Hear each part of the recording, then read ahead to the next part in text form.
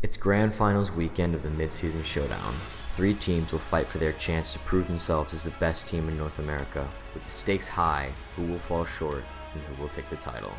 Team Liquid, locking champions in 3rd seed in Spring Split. Coming off their best of 5 loss, TL are looking to take C9 to one more best of 5 to get a shot at revenge.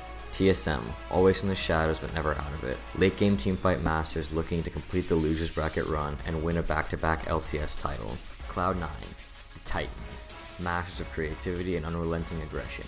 The high-tempo team with high expectations to perform well, trying to win it all and get back to MSI.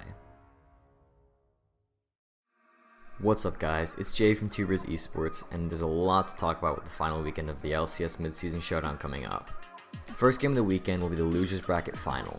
It will decide who goes home and who gets to face Cloud9 in the grand finals for a shot at the title of LCS champion and a ticket to MSI, the long-awaited global tournament event. The losers final features TSM against TL, the team fighting team against the lane domination team.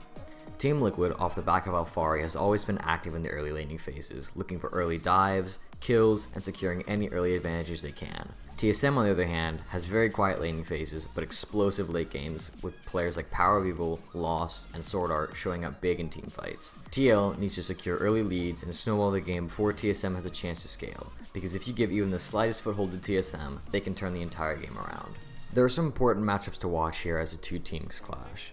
Starting in the top lane, Alphari and his powerful 1v1 presence against Huni, the solo carry turned team fighter. Alphari solo kills the Cloud9 mid laner, and it's time to do a little bit more now as Fudge is left alone 1 versus 4, now 5. I expect Huni to play weak side picks like Gnar or Sion, as we have seen him play in the past, to give TSM the team fighting edge. We saw Alphari pick lane bullies like Urgot and Gangplank against C9.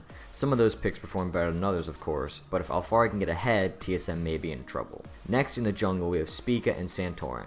I know I always bash Spica, but he actually has been playing pretty well in playoffs, even flexing the Nidalee last week against 100 Thieves. With Spica looking more comfortable in carry junglers, it gives TSM more depth, which is exciting to see if you're a TSM fan. As for Santorin, he has felt a little underwhelming during the playoffs. Of course, we have mostly seen him on the supporter style of junglers, which TL has made clear that they want to play.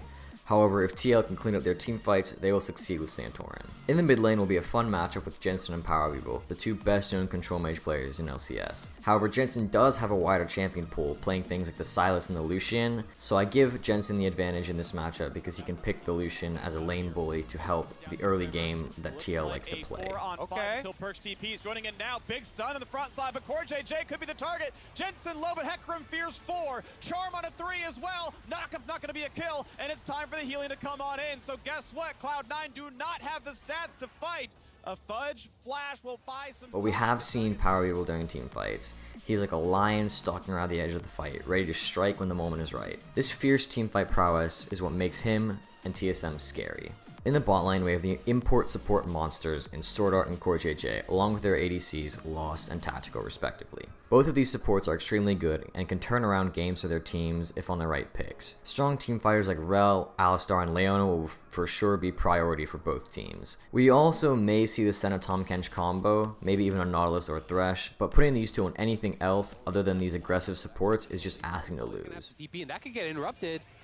Oh, and it does! It channels just a little bit too long and Lost. As for Lost and Tactical, a lot of their success comes from these plays that the supports make. Tactical has a tendency to try and make plays, but it often puts him too far deep and ends up getting punished. He must look to play safer and smarter, especially against the likes of Sword Art, who will punish any mistake he sees. One thing to note for both of these teams is draft. Currently the meta favors good drafting, but more important than that is being able to play your draft. If the team can't execute on a good draft, you won't win, which is what has been happening in both TSM and TL. In the grand finals, sitting with confidence is Cloud9, waiting for the winner of the losers final. After coming off their best of 5 victory over TL, they look unstoppable. Good in the early game, good in the late game. They leave us asking, is there anything this team can't do? I want to specifically talk about Fudge, as he has really stood out in playoffs. The team, it's just not going to do that same kind of stuff.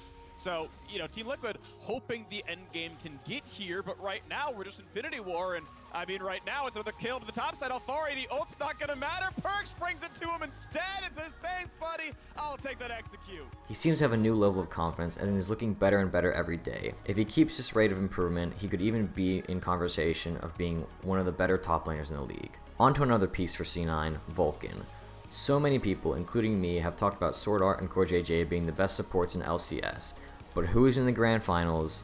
It's Vulcan, who played incredible in all aspects against TL. Blabber sneaks in mid-rush, sweeper on the entire way, knows he's not been spotted. There's missing pings in the side, but that's going to be enough to find Tactical.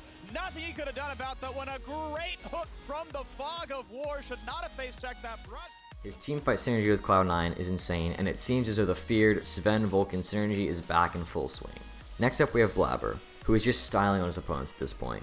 He has looked extremely good in his aggression and teamfight potential, as well as having good synergy with his entire team. And last but not least, Perks. Jensen might claim that he is better at all standard mid lane picks, but it is not what last weekend said. Perks had dominating performances on Silas and Rise, and I expect that to continue this weekend. I believe C9 will beat whoever makes it to grand finals, as both TL and TSM have looked sloppy and disconnected throughout playoffs. Even if one team does pull together the loose strings, Cloud9 has had their loose ends tied up for some time now, allowing them to have better practice as a team, which will ultimately lead them to success. That's all I have for you guys today. If you enjoyed the video, let us know by leaving a like and comment down below who you think is going to win the grand finals weekend.